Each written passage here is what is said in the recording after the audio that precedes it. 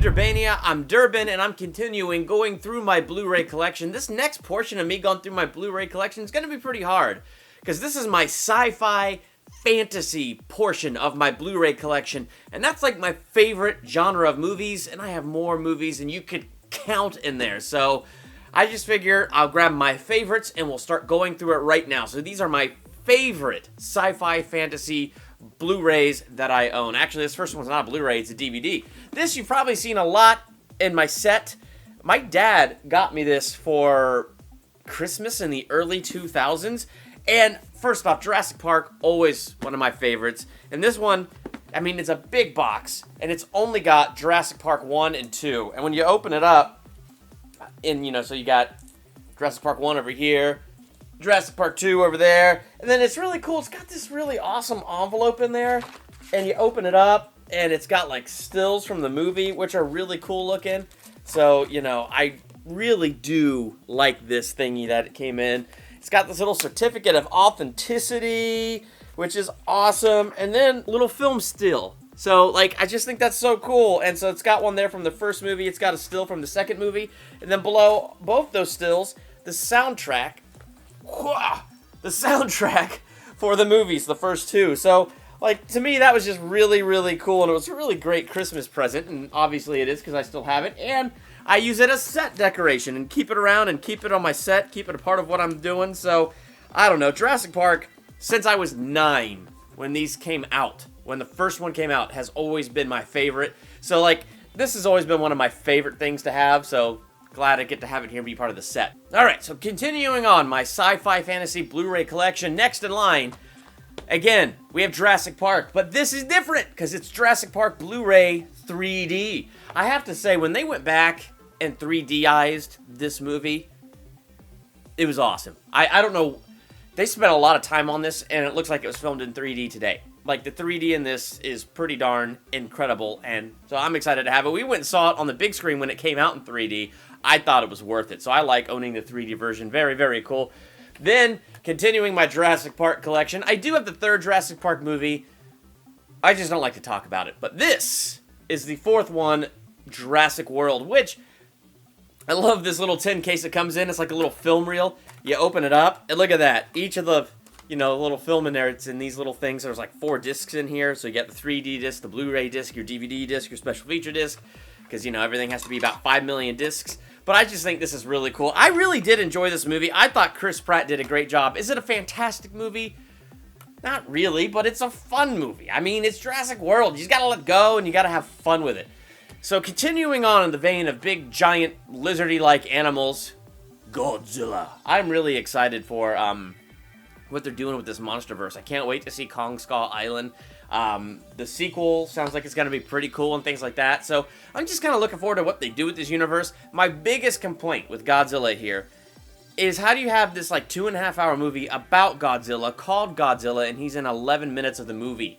The Muto monsters he fights have more screen time than Godzilla. It's irritating. And then it cuts away from Godzilla fighting to humans doing things. I'm not watching this movie for story, plot, or humans. I'm watching it for Godzilla. Only once did he get to breathe fire. Okay, anyway. Next in my list is Pirates of the Caribbean, Curse of the Black Pearl. The first one will forever be my favorite. Loved the first one. Still love this movie a lot today. I am looking forward to see where they're going to go with the fifth one, but I'm not super excited about it, but I own this because I really do love it. Do not own Pirates 2 or 3. Did not like those. And Pirates of the Caribbean 4. And I have it in 3D. The 3D in this is pretty cool. I bought this because I did enjoy it. I mean, it's a good movie. It's nowhere near the level of the first one, and I think it's still better than the second and third one. So, I don't know. I guess I liked it because it was a lot less of the love story, drama, business, and more Jack Sparrow fun stuff, even though they try to throw some love drama in there. Well, it was an okay movie. Let's just leave it at that. Next in my sci-fi list, Star Trek. I do love Star Trek, and these are the reboots, and I think these are the only ones I own. The rest I kind of just watch on Netflix, but this is, this first Star Trek reboot in 2009, Star Trek Into Darkness, got it in 3D, and Star Trek Beyond, also got it in 3D. Didn't care for Star Trek Beyond as much. And I'm one of the, like, 2 people, I guess, who really like Star Trek Into Darkness. I really liked it. I liked Benedict Cumberbatch's Khan. I thought he was a fantastic villain in that movie. And I don't know, there's just a lot that I liked. But I can understand why a lot of people didn't like it, but personally, I did enjoy it. Moving along in my sci-fi fantasy collection, Interstellar. This was a good movie. I thought the ending was extremely weird.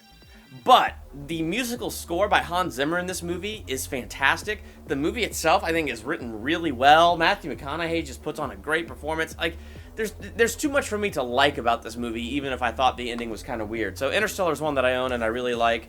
I was surprised by how much I really enjoyed Matt Damon in The Martian. I just loved his character. He just, I don't know what it was. He kept things alive. He kept things moving. He kept things kind of humorous while you still got the, full gravity and seriousness of the situation. So I thought it was a well-balanced movie. I enjoyed it. Next, this is a classic. The first Independence Day. Do I own the second one? No. But I do own the first one, which will forever be a classic in my book.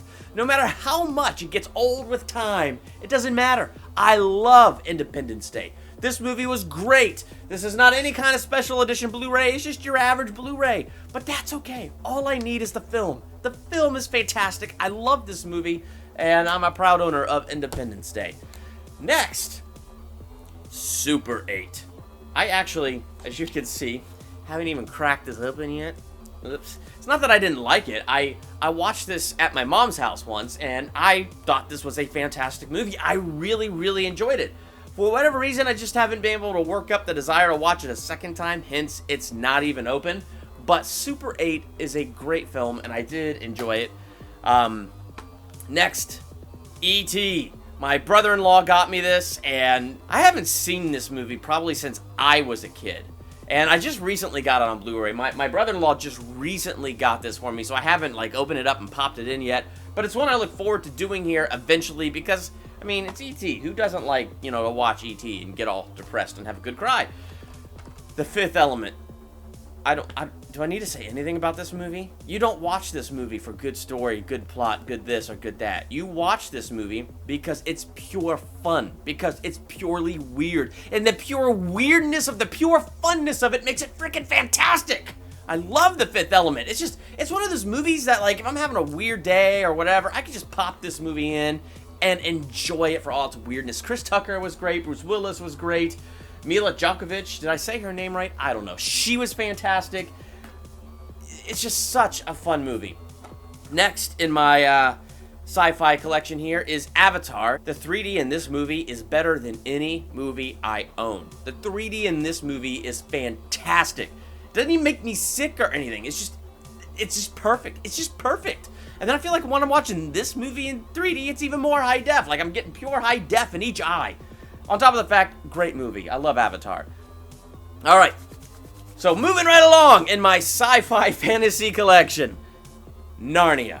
I am one of the biggest C.S. Lewis fans ever. I love C.S. Lewis's books, and the Chronicles of Narnia have forever been one of my favorite books. Okay, not forever. When I was 18 and I read them for the first time, they then became my favorite books. This one is the best adaptation, The Lion, the Witch, and the Wardrobe. It was the most faithful to the book. I didn't even mind what they added in this movie, because the book, it's written for kids, and the book is really short. You do need to add extra things to fill runtime, and I don't think I was upset with what they did to fill the runtime, because they stay true to the heart of the story. They stay true to what the story was actually about, and no matter what they added, they stayed on track with it. So I think I like this one the best because of how faithful it was to the book.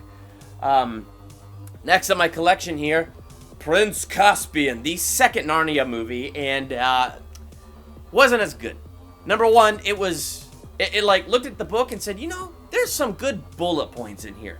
Let's hang on to some of those bullet points, but otherwise we'll just do our own thing. I don't know why they did that. I really don't. There were still a lot of good things they had in here. I mean, one of the greatest things is they did not eliminate the Christian message from this. In fact, that's the one thing I felt like that got enhanced a little bit, because you had Peter forgetting who made him King of Narnia in the first movie, and came in with this pride thinking he's just going to take his throne back as the King of Narnia, and in his pride, trying to do all of this himself and take his throne back, he messed things up for Prince Caspian. He kept messing things up till finally he just stopped and said, okay, Aslan, gonna listen to you now. And then things turned around. So it was unique what they did with the film, but there's a lot of stuff in the books that were just so much better, and I don't know why with this they didn't do that, but I mean, I still like this movie. Still good movie, still great message, still enjoyed it, but you know, it's not the best.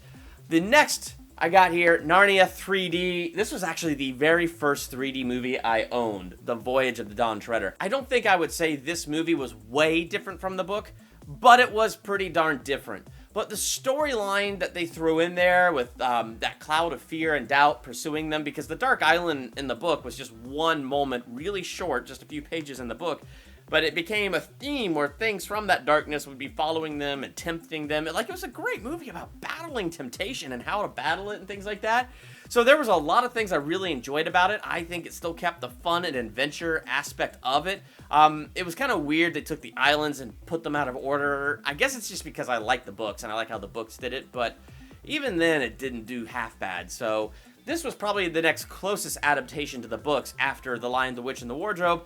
Heard a rumor that they will continue on with The Silver Chair. It's kind of like a sequel boot. It is a reboot. It is going to be a different cast, different everything, but they're picking up from what happens after this.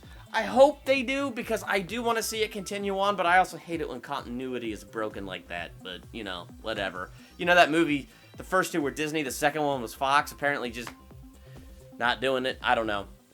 Next in my list, The Hobbit, An Unexpected Journey Extended Edition. This is the really cool, what do you call this? I don't know. It's just that really cool, you know, metal special case. I think it's really, really cool. This one, though, it has the movie in 3D, but see, these first two discs are the movie in 3D, and then it gets right into the special features, which is fine. I love the extended edition special features, but the other Hobbit versions I own are not this type with this steel case. They're a different type, and they have the movie, instead of split up on 2 discs, 1 disc in 2D. So you can do 2 discs in 3D or 1 disc in 2D. This one doesn't give you a 1 disc 2D option. Confused enough with numbers? I'm a little confused. This was okay. I don't know. They tried to make this trilogy what it wasn't, and I don't think that succeeded as well. You can check out Sean Chandler's and my conversation about the trilogy, though, to get our full thoughts, which brings us here. The Desolation of Smaug, I do own that, and I own it in 3D. I enjoy parts of this. I really enjoyed, again, Benedict Cumberbatch as the dragon and things like that, but I don't know. And then last but never least for that, we have The Battle of Five Armies. I really do wish this was just 2 movies. I just sometimes cry at night when I think about it. Not really, though. Next, my favorites. The Lord of the Rings trilogy. The Fellowship of the Ring, Two Towers, and Return of the King. As you can see, this is the Blu-ray extended edition. I really like this. It's got like a little magnet thing here, so it's a magnet holding that shut. You open this up. The 3 movies inside, all nice and neat like that. I really like, in the map, look at that, they got a map in there. I don't know, I just really like this cover. I really liked how they did this. I was super excited when they finally released the extended editions together in a box set on Blu-ray. I was so excited. I love The Lord of the Rings. This original trilogy is just, it's amazing. It is amazing. Okay. Moving right along. These are awesome, my beloveds. The original Star Wars trilogy. This is episodes 4, 5, and 6. I do not own 1, 2, and 3. In my mind, they don't exist. They never existed, and they will never, ever exist. Do not own them. Period. But I own these, and I like that. I like that, you know, all 3 in one small, thin case like this, and you got your 3D, not your 3D. You got your Blu-rays editions. You got your regular DVD editions. So I like that. I think that's really, really cool.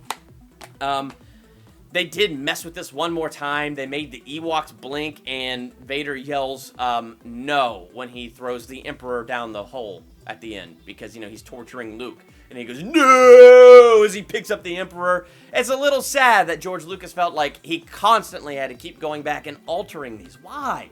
Maybe 1 or 2 alterations, you know, to make it high def, to maybe spruce up a few graphics, but, I mean, that's not what they did. They changed all kinds of things, and it's just like, come on, man. You made the movies. You put all that work into it. Just let them be. They were beautiful. But anyway, I don't know. It doesn't bother me that much, Vader yelling no or things like that, or Ewoks blinking. I mean, I don't think I would have ever noticed if I didn't read about it somewhere, but anyway. I love the original trilogy enough that I did want to own a high-def Blu-ray version, so I do. Which brings me to Star Wars The Force Awakens. Loved this movie. Probably my favorite movie of 2015. I would love to have had the 3D version, but they decided no. We're going to wait 1,000 years and then release the 3D version. And no, Disney, as much as I love Star Wars, I will not rebuy it in 3D. That is just not going to happen. Do I want it in 3D? Yes. You should have just released it in 3D at the beginning. Come on. Either way, whatever. I'm glad to own it. I don't really need it in 3D. It's just that good of a movie, so there we have it. That is my favorite of my sci-fi/fantasy Blu-ray collection. And if I went through all of the Blu-rays and DVDs I have that are sci-fi and fantasy, let's just say it would be a very long video, and one day I might do a part 2 and continue on with some of the other ones I have. But here I just went ahead and picked out for you my favorite ones. What would be on your list of your favorite sci-fi fantasy Blu-rays? Let me know in the comments. While you're there, hit that subscribe button and become a Durbanian. Right next to the subscribe button is that little bell. That's the little notification button. Turn on those notifications. Get notified the moment I drop a video. Just recently did a bunch of really cool videos with Sean Chandler where we did a retro review for the Hobbit trilogy. So when you take the Hobbit, you take Middle-earth, you take all that put together and know that there's a Durban experience that's coming out that has to do with Middle-earth, that has to do with New Zealand. What could that be? I guess you should hit the subscribe button and find out when that video drops. Check out those other Durban experiences that I've done too. I'm Durban. Thank you for checking out Durbania.